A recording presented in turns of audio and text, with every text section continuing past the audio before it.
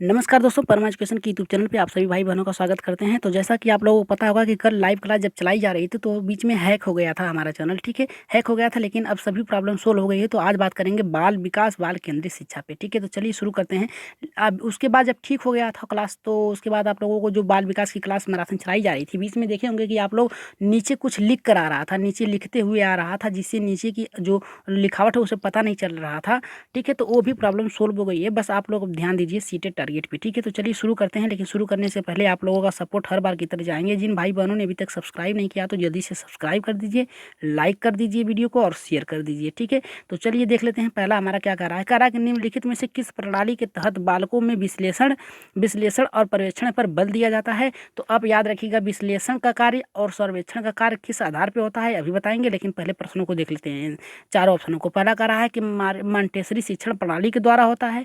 दूसरा कह रहा है संरचनावादी शिक्षण प्रणाली के द्वारा होता है। तीसरा कह रहा है कि मानवतावादी शिक्षा प्रणाली। और चौथा कह रहा है कि समाजवादी शिक्षा प्रणाली। अब देखिए, बात करेंगे विश्लेषण की, बात करेंगे और पर्यवेक्षण की बात करेंगे। ये होता क्या है, इसके आधार पर जो बालक होता है अपने ज्ञानेंद्रियों का प्रयोग करता है। ठीक है, ज्ञानेंद्रियों का प्रयोग करके बालक जो होता है सीखता है। ठीक है, तो अब बताइए ज्ञानेंद्रियों का प्रयोग किस शिक्षण प्रणाली में हुई थी। तो अब आप बता सकते हैं कि इसका जो पहले का आंसर होगा हमारा पहला।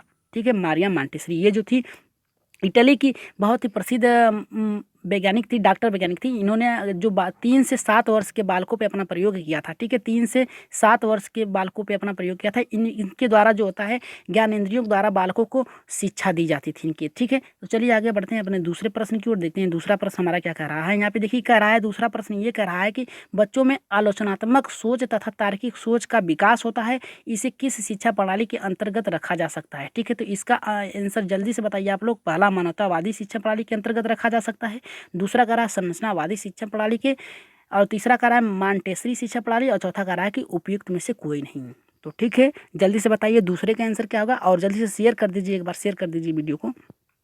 अपनी संख्या आप लोग बढ़ा लीजिए क्योंकि पहले से ज़्यादा व्यू नहीं मिल रहे हैं। ठीक है, तो चलिए संख्या बढ़ा लीजिए अपनी। पहले दूसरे का आंसर होगा पहला, होगा दूसरा, होगा तीसरा या फिर चौथा। तो इसका आंसर जो होगा हमारा पहला होगा। ठीक है, हमारा दूसरे का आंसर जो होगा पहला होगा। इसके अंतर्गत क्या आता है, इस तरह की शिक्षा का जब केंद्र बिंदु कला और सामाजिक विज्ञान होता है। ठीक है, इस तरह का जो शिक्षा होता है मानवतावादी में कला और सामाजिक विज्ञान पे बल दिया जाता है। बच्चों में आलोचनात्मक सोच एवं तार्किक कौशल को विकसित किया जाता है। ठीक है, मानवतावादी जो होता है, मानवतावादी शिक्षा सामाजिक अंतरक्रिया के माध्यम से सीखने पर जोर देता है। ठीक है, तो चलिए आगे बढ़ते हैं। तीसरे प्रश्न की ओर देखते हैं। तीसरा प्रश्न हमारा क्या कह रहा है। यहाँ पे देखिए बात बहुत ही महत्वपूर्ण आ गई। ठीक है, यहाँ पे बहुत ही महत्वपूर्ण आ गई। कह रहा है कि सर्व शिक्षा अभियान की शुरुआत किस वर्ष किया जाता है। ठीक है, यहाँ पे देखिए बहुत ही अच्छा प्रश्न आ गया है कि सर्व शिक्षा अभियान की शुरुआत किस वर्ष हुआ था। पहला कह रहा है कि 2000 से 2001 में। कह रहा है 2000 से लेकर 2004 के बीच में हुई थी। कह रहा है 2000 से लेकर 2005 के बीच में हुई थी, या फिर 2004 से 2005 के बीच में हुई थी। ठीक है, तो इसका आंसर आप लोग बताइए तीसरे का आंसर क्या होगा हमारा। ठीक है, तो तीसरे का आंसर होगा हमारा पहला। ठीक है, 2000 से 2001 के बीच में। 2000 में लागू की प्रस्ताव लाया गया था, 2001 में इसे पारित कर दिया गया था। ठीक है, सर्व शिक्षा अभियान। ठीक है, इसके अंतर्गत क्या होता है, सभी बच्चों को एक समान रूप से शिक्षा देना, सब पढ़ें सब बढ़ें। ठीक है, इसके अंतर्गत यही होता है। ठीक है, तो याद रखिएगा कि जो सर्व शिक्षा अभियान की शुरुआत कब हुई थी, तो 2000 में इसे लाया गया था, इस विधि को, इस प्रस्ताव को, और 2001 में पारित कर दिया गया था। ठीक है, तो तीसरे का आंसर होगा हमारा पहला। ठीक है, चलिए आगे बढ़ते हैं चौथे प्रश्न की ओर। देखते हैं चौथा प्रश्न क्या कर रहा है। यहाँ पे देखिए बहुत ही महत्वपूर्ण सभी प्रश्न हैं आज के। कह रहा है कि निःशुल्क एवं अनिवार्य शिक्षा का अधिनियम 2009 में अनिवार्य शब्द का अर्थ है। अनिवार्य शब्द का क्या अर्थ है, कि कह रहा है कि निःशुल्क जो शिक्षा होती है 2009 के जो अधिनियम है, इसके अंतर्गत अनिवार्य शब्द का अर्थ क्या है। अनिवार्य क्या पूछ रहा है, सिर्फ अनिवार्य शब्द का अर्थ क्या होता है। पहला कह रहा है कि दंडनात्मक कार्य से बचने के लिए अपने बच्चों को विद्यालय भेजने के लिए अभिभावकों पर अनिवार्य रूप से जोर डालना चाहिए। यहाँ पे देखिए जोर डालने की बात कर रहा है। दूसरा कह रहा है कि अनिवार्य शिक्षा सतत सतत परीक्षण के माध्यम से प्रदान की जानी चाहिए, यानी लगातार परीक्षा की बात कर रहा है। ठीक है, उसमें उनमें रुचि उत्पन्न करने की बात नहीं कर रहा है, केवल सतत यानी लगातार परीक्षण करने की बात कर रहा है प्राथमिक स्तर पे। ठीक है, यहाँ पे देखिए कह रहा है केंद्र सरकार दाखिले, उपस्थिति और प्रारंभिक शिक्षा की पूर्णता को सुनिश्चित करिए। सिर्फ सुनिश्चित करने के लिए ये निःशुल्क शिक्षा के इतने बच्चों को बस टारगेट रखा जाए, इसके लिए सिर्फ जोर दे रहा है। और चौथा कह रहा है उचित सरकारें दाखिले, उपस्थित और प्रारंभिक शिक्षा पूर्णता सुनिश्चित की जाए, कि सभी बालक जो होते हैं कि समान रूप से पढ़ रहे हैं और सभी को शिक्षा शिक्षा दी जानी चाहिए। जो प्राथमिक स्तर पे शिक्षा 1 से 8 तक जो शिक्षा है वो अनिवार्य रूप से निःशुल्क होना चाहिए 2009 अधिनियम के अनुसार, ठीक है। तो यहाँ पे देखिए हमारा चौथे का चौथा हमारा सही होगा, ठीक है। चौथे का जो हमारा सही होगा चौथा, ठीक है। सभी लोगों के आंसर आया है तो हमारा चौथे का चौथा सही होगा। चलिए आगे बढ़ते हैं 5वें प्रश्न की ओर। देखते हैं 5वां प्रश्न हमारा क्या कह रहा है। यहाँ पे 5वां प्रश्न देख लेते हैं क्या क्या कह रहा है। कह रहा है कि शिक्षा अधिनियम, कह रहा है कि शिक्षा का अधिकार अधिनियम 2009 क्रियान्वित के बाद कक्षा कक्ष क्या होता है। यहाँ पे कह रहा है 2009 के बाद क्रियान्वित जो गतिविधि हुई है उसके बाद कक्षा कक्ष की गतिविधि क्या है। पहला कह रहा है कि आयु के अनुसार अधिक समजातीय, दूसरा कह रहा है कि आयु के अनुसार अधिक विषम जाति, और यहाँ पे तीसरा कह रहा है अभिप्रावित, कह रहा है कि अप्रभावित, और क्योंकि शिक्षा का अधिनियम विद्यालय में कक्षा के औसत आयु को प्रभावित करता है। दूसरा कह रहा है जेंडर के अनुसार अधिक अधिक समझाती। तो जल्दी से बताइए इसका आंसर क्या होगा। क्रियान्वित की बात कर रहा है, 2009 की बात कर रहा है अधिनियम की। तो यहाँ पे बताइए यहाँ पे 5वें का आंसर क्या होगा हमारा। तो 5वें का जो आंसर होगा न तो दूसरा होगा, न तो तीसरा होगा, न तो चौथा। इसका आंसर होगा हमारा पहला, आयु के अनुसार अधिक समझाती। यानी जो बालक जिस स्तर के अनुसार है उसकी आयु जो है, आयु सीमा जो है उसके अनुसार विद्यालय में दाखिला देना, ठीक है। ये नहीं है कि 14 साल का बच्चा हो गया तो आप उसे कक्षा 1 में रखेंगे, ठीक है, ऐसा नहीं है। समझाती यहाँ पे अधिक समझाती की बात कर रहा है। जिस स्तर का बालक है उस स्तर के अनुसार बालकों को शिक्षा की कक्षाएं में प्रवेश दिलाना, ठीक है, कक्षा कक्ष में प्रवेश दिलाना, ठीक है। 5वें का हमारा आंसर होगा पहला, ठीक है। चलिए आगे बढ़ते हैं छठे प्रश्न की ओर। देखते हैं छठा प्रश्न हमारा क्या कर रहा है। यहाँ पे देखिए छठा प्रश्न कर रहा है कि बाल केंद्रित शिक्षा के लिए निम्नलिखित में से कौन सा कारक आधार है। यहाँ पे आधार, बाल केंद्रित जो शिक्षा है उसके लिए कौन सा कारक आधार है। व्यक्तिगत अंतर, दूसरा कह रहा है बाल अधिकार, तीसरा कह रहा है कि बच्चों की निःशुल्क और अनिवार्य शिक्षा अधिनियम 2009, और चौथा कह रहा है कि सभी बच्चे सभी संदर्भों के समान होते हैं, ठीक है। यहाँ पे देखिए कह रहा है कि बाल केंद्रित शिक्षा की बात कर रहा है कि कौन सा कारक आधार माना जाता है। पहला कह रहा है कि व्यक्तिगत अंतर, दूसरा कह रहा है बाल अधिकार, तीसरा कह रहा है कि बच्चों को निःशुल्क और अनिवार्य शिक्षा अधिनियम 2009, और चौथा कह रहा है कि सभी बच्चे सभी संदर्भों में समान होते हैं, ठीक है। तो इसका आंसर, छठे का आंसर जल्दी से बताइए छठे का आंसर क्या होगा हमारा। तो छठे के आंसर अगर हम लोग पढ़ रहे हैं एनसीएफ पढ़ रहे हैं, ठीक है, एनसीएफ पढ़ रहे हैं तो इसके अनुसार हमारा 2009 हमें पढ़ना ही है अधिनियम, ठीक है। तो यहाँ पे देखिए हमारा छठे का आंसर होगा तीसरा, ठीक है। करा कि बच्चों निःशुल्क शिक्षा अनिवार्य रूप से, यानी अनिवार्य रूप से सभी लोगों को निःशुल्क शिक्षा दी जाए और शिक्षा के दायरे में उन दायरे को बढ़ाकर उससे इन बच्चों को जोड़ा जाए, ठीक है। तो इस आधार पे हमारा छठे का तीसरा सही होगा, ठीक है। यहाँ पे बच्चों को सभी संदर्भों को समान नहीं हो सकता, ठीक है। यहाँ पे बाल अधिकार की बात नहीं कर रहा है, ठीक है। आरटीई की बात नहीं कर रहा है, ठीक है, आरटीई की बात नहीं कर रहा है। यहाँ पे बात कर रहा है अधिनियम की बात कर रहा है, एनसीएफ की बात कर रहा है, ठीक है। और व्यक्तित्व भिन्नता तो क्लास में रहती है, अंतर की बात कर रहा है, ठीक है। लेकिन यहाँ पे देखिए कर रहा है 2009 के अनुसार सभी लोगों को समान रूप से शिक्षा प्रदान करना, ठीक है। तो यहाँ पे हमारा छठे का आंसर होगा तीसरा, ठीक है। चलिए आगे बढ़ते हैं और सभी लोग कमेंट करिए। अब देखिए बहुत ही महत्वपूर्ण प्रश्न आ गए हैं, इसे ज़रा सोच समझ के प्रश्नों को सॉल्व करिएगा। देखिए क्या कर रहा है हमारा, कह रहा है कि शिक्षा का अधिकार, कह रहा है कि शिक्षा का जो अधिकार अधिनियम 2009 के संदर्भ में निम्नलिखित में से कौन सा कथन सत्य है, ठीक है। कौन सा कथन सत्य है। पहला कह रहा है कि भारत के 6 से 14 वर्ष वर्ग के वाले सभी बच्चों को मुफ्त एवं आधारभूत शिक्षा उपलब्ध कराना अनिवार्य है। और दूसरा कह रहा है कि इस संदर्भ की पूर्ति के लिए बच्चों, कह रहा है कि इस संदर्भ की पूर्ति के लिए सभी बच्चों को किसी प्रकार की शुल्क नहीं लिया जाएगा और न ही शुल्क अथवा किसी खर्च की वजह से आधारभूत शिक्षा लेने से वंचित, यानी कोई भी प्रकार की इनसे जो फीस नहीं लिया जाएगा और किसी भी प्रकार के जो आर्थिक है वो आर्थिक रूप से किसी भी प्रकार से इनकी शिक्षा न रुक जाए, इसलिए निःशुल्क होगा। और तीसरा कह रहा है कि यदि 6 से अधिक आयु का बच्चा, कोई बच्चा किन्हीं कारणों से विद्यालय नहीं जा पा रहा है तो उसे शिक्षा के लिए आयु के अनुसार उचित कक्षा, देखिए अभी हमने आपको ऊपर बताया कि जिस आयु वर्ग का बच्चा होगा, जिस आयु का होगा उसे उस आयु के अनुसार कक्षा में दाखिला दिलाना, ठीक है। तो हमारा यहाँ पे देखिए 7वें का कौन होगा, केवल ए सही होगा, केवल बी सही होगा, केवल सी या फिर चौथा सही होगा, ठीक है, सभी। तो यहाँ पे देखिए 6 से 14 वर्ष के सभी बालकों को मुफ्त अनिवार्य रूप से शिक्षा देनी चाहिए, ये भी हमारा सही हो गया। कह रहा है बच्चों के कोई भी शुल्क नहीं लिया जाएगा, ये भी अधिनियम का अनुसार निःशुल्क शिक्षा 2009 के अनुसार ये भी सही है। जो 2001 से शुरू किया गया था, हमारा टारगेट था निःशुल्क शिक्षा अनिवार्य का। और यहाँ पे कह रहा है कि 6 से अधिक आयु वाले, जो 6 वर्ष से अधिक आयु वाले बालक हैं उनको समान रूप से किसी भी कारण से वो वंचित न रह जाए, शिक्षा देना अनिवार्य है। तो इस आधार पर हमारा 7वें का हमारा चौथा सही होगा, ठीक है। तो चलिए आगे बढ़ते हैं अपने 8वें प्रश्न की ओर। देखते हैं 8वां प्रश्न हमारा क्या कह रहा है। देखिए 8वां प्रश्न कह रहा है कि प्राथमिक स्तर पर एक शिक्षक में निम्न में से किसे सबसे महत्वपूर्ण विशेषता मानी जाएगी। जो प्राथमिक स्तर का शिक्षक होता है, निम्न में से महत्वपूर्ण विशेषता मानी जाती है कौन सा? पहला कह रहा है कि पढ़ाने की उत्सुकता, दूसरा कह रहा है कि धैर्य और दृढ़ता, और तीसरा कह रहा है शिक्षण पद्धतियों और विषयों के ज्ञान में दक्षता, और चौथा कह रहा है कि अति मानक भाषा में पढ़ाने की में दक्षता। ठीक है, यहाँ पे कह रहा है अति मानक भाषा में पढ़ाने की दक्षता होनी चाहिए। ठीक है, तो 8वें के आंसर कौन होगा हमारा? जल्दी से बताइए 8वें के आंसर क्या होगा हमारा? तो प्राथमिक स्तर की बात कर रहा है। प्राथमिक स्तर में जो बालक होते हैं उड़न होते हैं। ठीक है, वो जो होते हैं चंचल होते हैं। ठीक है, और खेल के माध्यम से सीखते हैं। तो अध्यापक को क्या चाहिए? धैर्य से पढ़ाने की और दृढ़ता के साथ उन्हें पढ़ाने की बात होनी चाहिए। ठीक है, अध्यापकों में। ठीक है, अगर धैर्य और दृढ़ता नहीं रहेगी तो बालक जो होते हैं वंचित हो जाएंगे शिक्षा, यानी रुचि नहीं लेंगे। उन्हें धैर्यपूर्वक पढ़ाने की और गतिविधियों में शामिल करने के लिए शिक्षक को कार्यरत होना चाहिए। ठीक है, तो 8वें का हमारा होगा दूसरा। ठीक है, ये 3 बार प्रश्न पूछा जा चुका है सीटेट में, इसे भी इसलिए रख दिया गया है। ठीक है, इसे भी रख दिया गया है, ये 3 बार प्रश्न रख दिया गया है सीटेट में, तो इसे याद रखिएगा कि धैर्य और दृढ़ता के साथ कार्य करना चाहिए। ठीक है, शिक्षक को। चलिए 9वें प्रश्न की ओर आगे बढ़ते हैं, देखते हैं 9वां प्रश्न हमारा क्या कह रहा है। यहाँ पे देखिए कह रहा है 9वां कह रहा है कि शिक्षण से अधिगम पर बल देने वाला परिवर्तन हो सकता है। जो शिक्षण है उसके द्वारा अधिगम पर बल देने का परिवर्तन हो सकता है। पहला कह रहा है कि शिक्षा परिणामों पर केंद्रित होकर, दूसरा कह रहा है कि बाल केंद्रित शिक्षा पद्धति अपनाकर, तीसरा कह रहा है कि रटने को प्रोत्साहित करके, और चौथा कह रहा है कि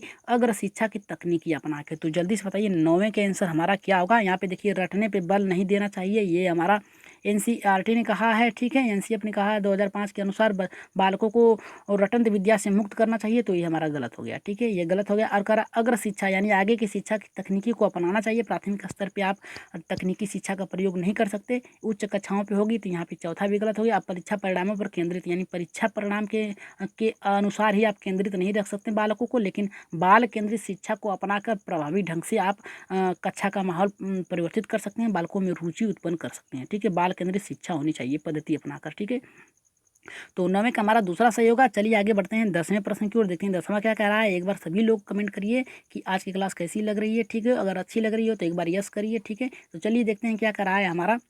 कह रहा है कि निम्नलिखित में से कौन सी प्रगतिशील शिक्षा की विशेषता है। यहाँ पे प्रगतिशील शिक्षा की विशेषता कौन सा है? पहला कह रहा है हमारा कि समय सारिणी और बैठने की व्यवस्था पर लचीलापन होना, दूसरा कह रहा है कि केवल प्रस्तावित पाठ्य पुस्तकों पर आधारित अनुदेशन होना, तीसरा कह रहा है कि परीक्षाओं में अंक प्राप्त करने पर बल देना, और चौथा कह रहा है कि बार बार ली जाने वाली परीक्षाएं। ठीक है, यहाँ पे विशेषता की बात कर रहा है कि प्रगतिशील शिक्षा की जो विशेषता है वो कौन सी हो सकती है। ठीक है, तो बताइए इसका आंसर क्या होगा हमारा? पहला होगा, दूसरा होगा, तीसरा या फिर चौथा? सभी लोग बताइए, जल्दी से बताइए इसका आंसर क्या होगा हमारा 10वें का? 10वें के आंसर क्या होगा हमारा? जल्दी से बताइए। यहाँ पे कह रहा है कि बार बार, देखिए चौथा कह रहा है कि बार बार परीक्षाएं ले ली जानी चाहिए। कुछ नहीं, अगर बालक की समस्या हो तो पहले उस समस्या को दूर करके तब मूल्यांकन करना चाहिए, तो इस आधार पे हमारा चौथा गलत हो गया। यहाँ कह रहा है परीक्षाओं में अच्छे अंक प्राप्त करने पर बल देना चाहिए। अच्छे अंक प्राप्त करने से तात्पर्य हो गया आप रटंत विद्या की, रटंत प्रणाली का आधार मान रहे हैं। ठीक है, रटंत प्रणाली को आधार मान के बच्चों को सिखाने का कार्य कर रहे हैं, तो ये हमारा गलत हो गया। ठीक है, एनसीईआरटी ने कहा है कि हम रटंत विद्या पे बल नहीं दे सकते। ठीक है, अब देखिए यहाँ पे कह रहा है 10वां क्या कह रहा है कि केवल प्रस्तावित पाठ्य पुस्तकों पर आधार मान, जो पढ़ाई जा रही है पाठ्य पुस्तक, जो सिर्फ पाठ्य पुस्तक है उसी से पढ़ाया जाए। ठीक है, लेकिन ये नहीं हो सकता। ठीक है, ये भी हमारा गलत, ये भी गलत, ये भी गलत। प्रस्तावित पुस्तक यानी जो पुस्तक आप पढ़ा रहे हैं सिर्फ उसी से होना नहीं, बालक को उसके बाहरी जीवन से जोड़ के पाठ्य पुस्तक के साथ पढ़ाना चाहिए। ठीक है, ये भी गलत। और चौथा कह रहा है कि समय सारिणी और बैठने की व्यवस्था, यानी उचित व्यवस्था होनी चाहिए, पर्यावरण का उचित माहौल होना चाहिए। जहाँ पे आप बच्चों को पढ़ा रहे हैं उसके आसपास जो होता है अधिक शोर शराबा नहीं होना चाहिए। ठीक है, यानी सुदृढ़ वातावरण हो। ठीक है, और समय सारिणी, समय के अनुसार आप बच्चों को सही ढंग से शिक्षा दें। ठीक है, तो हमारा 10वें के आंसर होगा पहला। ठीक है, याद रखिएगा 10वें के आंसर होगा हमारा पहला। ठीक है, तो चलिए आगे बढ़ते हैं 11वें प्रश्न की ओर, देखते हैं 11वां प्रश्न हमारा क्या कह रहा है। देखिए ये भी महत्वपूर्ण है।